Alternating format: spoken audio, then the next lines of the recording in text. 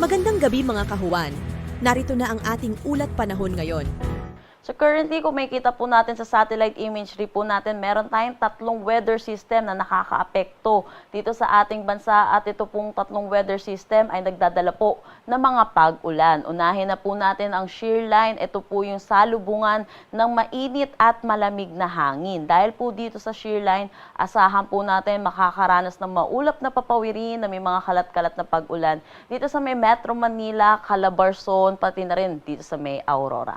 Samantala, pangalawang weather system natin ay itong Intertropical Convergence Zone or ITCZ na patuloy na nakakaapekto dito sa may Palawan, Visayas at Mindanao. Dahil po dito asahan natin makakaranas ng maulap na papawirin na may mga kalat-kalat na pag-ulan din dito sa may Palawan, kabuuan ng Visayas, Northern Mindanao, Caraga at ilang bahagi po ng Bicol Region.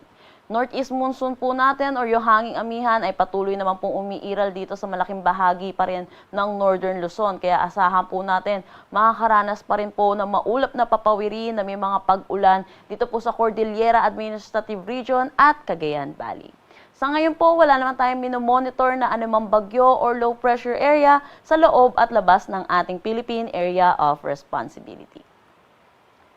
Para naman sa magiging panahon natin bukas dito sa Luzon, kung makikita po natin, shear line pa rin po ang makakaapekto dito sa may Metro Manila at kalapit lugar po natin. Asahan po natin, makakaranas pa rin po tayo ng maulap na papawirin na may mga kalat-kalat na pag-ulan.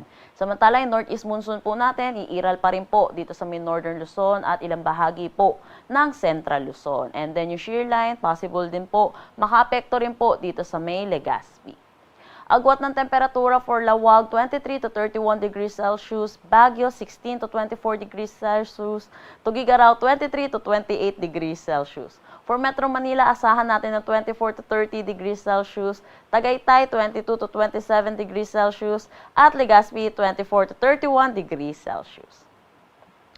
Para naman dito sa may Visayas, Mindanao at Palawan, patuloy po makakaranas pa rin po dito sa may Palawan natin ng maulap na papawirin na may mga kalat-kalat na pag-ulan. Dulot pa rin po ito ng Intertropical Convergence Zone. And asahan po natin, eastern section pa rin po ng Visayas at Mindanao, makakaranas pa rin sila ng maulap na papawirin na may mga kalat-kalat na pag-ulan. Pero kung makikita natin, malaking bahagi naman po ng Visayas at Mindanao ang makakaranas ng improving weather at ito po ay asahan pa rin natin, makakaranas din sila ng mga localized thunderstorm pagdating sa hapon at sa gabi.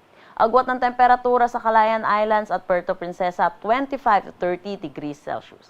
Pati din naman dito sa Iloilo, asahan natin ng 24 to 31 degrees Celsius. Gayon din dito sa Tacloban. Sa Cagayan de Oro, 24 to 31 degrees Celsius. Cebu, 25 to 31 degrees Celsius. Zamboanga, 25 to 32 degrees Celsius. At Davao, 24 to 32 degrees Celsius. Meron po tayong nilabas na weather advisory po hinggil po dito sa magiging ulan na dulot ng itong shear line at ng Intertropical Convergence Zone.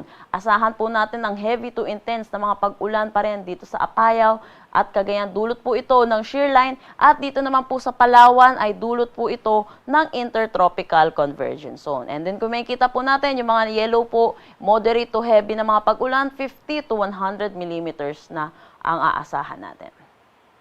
Nakikita po natin, by tomorrow afternoon to Monday afternoon, mababawasan na po yung lugar po natin na maaapektuhan po nitong mga weather system natin. At kaya pero kung makikita pa rin po natin, may mga pag-ulan pa rin po tayo maitatala. Dito po sa Cagayan at Isabela, asahan po natin dahil sa pagtaas po ng axis nitong shear line ay makakaranas sila ng heavy to intense na mga pag-ulan. And then yung mga yellow po natin, moderate to heavy.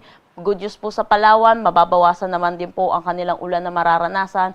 Moderate to heavy or 50 to 100 millimeters of rains na lamang ang kanilang aasahan. Pero delikado pa rin po ito, asahan pa rin po natin ang mga flash floods at mga pagguho ng lupa.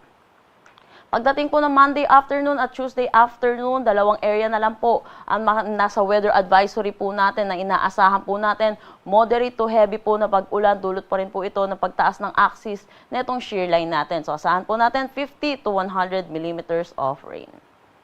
Meron tayong nakataas na gale warning dito sa may Batanes, Cagayan, kasama na ang Babuyan Islands, Isabela, Ilocos Norte, Ilocos Sur, La Union at Western Coast ng Pangasinan. Pinapaalalahanan po natin ang mga kababayan po natin na delikado po pumalaot sa mga nasabing coastal waters natin.